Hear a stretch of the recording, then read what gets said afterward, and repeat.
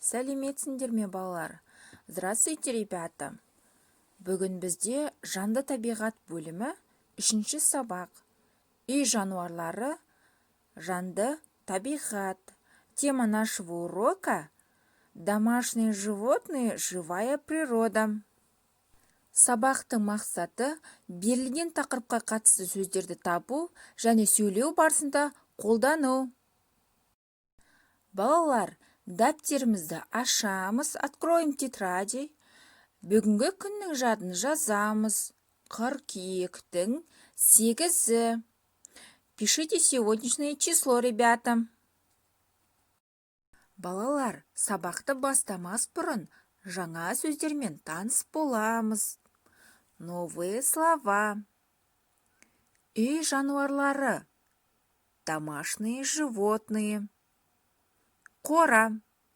Загон для животных. Мал. Скот. Тие. Верблюд. Жылқы. Лошадь. Ешкі. Коза. Шөп. Трава. Қой. Овца. Сиыр. Корова. 3-ші тапсырма 12-ші бет. Мәтінді оқимыз, және де келесі беттегі сұрақтарға жауап береміз. Прочитаем текст. Менің атам ауылда тұрады. Мой дедушка живет в ауле или в деревне. Атамның қорасы бар. У него есть загон для животных. Қорада қой, жылқы, сиыр және ешкі бар.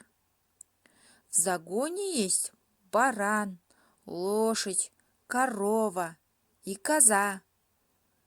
Олар үй жануарлары.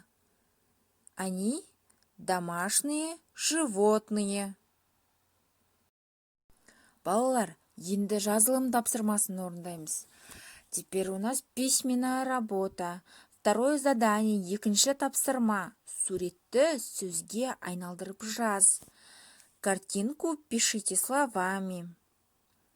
Например, Әлібектің атасы көп нүкте тұрады. Дедушка Алибека где живет, ребята? Посмотрите на картинку. Жарайсыңдар, балалар. Келесі суретте не көріп тұрмыз? Атасының несі бар? Қорада қандай жануарлар бар? Какие домашние животные есть в загоне, ребята? Кел жаттайық. Жылқы, түйе, сиырлар. Барлығы да ірі мал. Қой мен ешкі ұсақ мал, орта қаты жануар. Үй тапсырмасы 4-ші тапсырма 13-ші бет. Сау болыңдар, балалар. До свидания, ребята.